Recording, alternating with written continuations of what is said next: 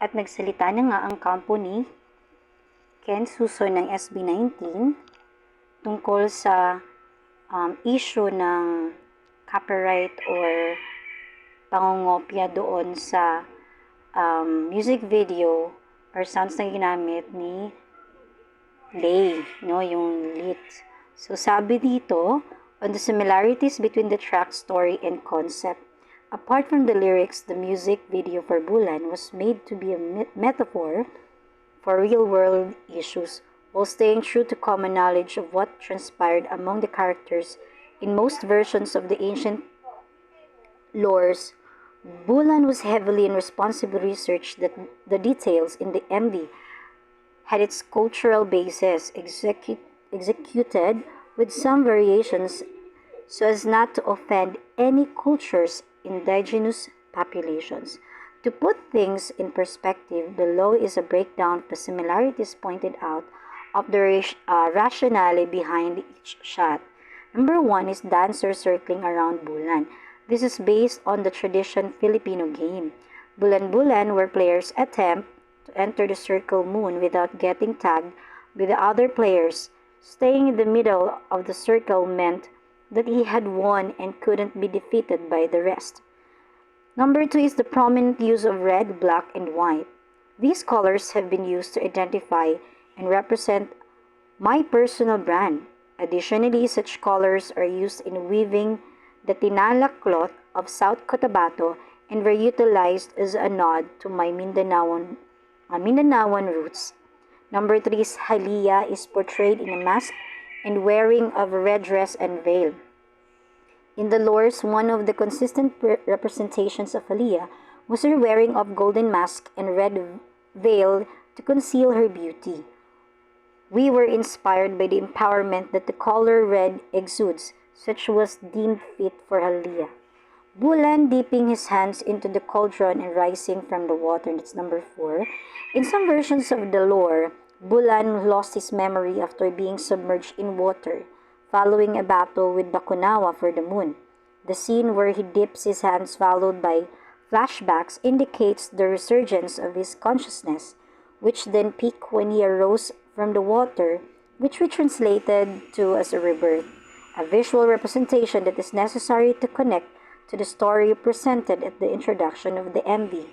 Number 5 is the dragon and the dragon's eye. You cannot have a Bulan and Halia story without their arch nemesis, the Bakunawa. In the ancient lores, it was often described as a giant sea serpent that seemed a dragon and was believed to be the cause of tides, eclipses, and earthquakes. In the music video, the opening of its eye signified the awakening of Bakunawa being the cause of the eclipse, hence the tight shot of the dragon's eye in order to transition to the video's mid and wide shots, cramping and the wearing of black. So with the message of addressing negativities in mind, Bulan's arrangement was inspired by the confident aggression of southern hip-hop music that was often used for cramping. This dance style fit the song perfectly, hence the decision to do it in the MV. In addition to that, and the choice for clothing and styling, black is aligned to the brand and the dance style in the general. Number 7 is the use of the Poway sand dunes as location. We envision Bulan to have existed in similar terrains as the sand dunes in Poway and the cliffs in Cape Bojador. Likewise, we saw it as an opportunity to showcase the Philippines tourism as we were inspired by the use of similar locations in the movies June, Obi-Wan Kenobi, Mad Max, and etc.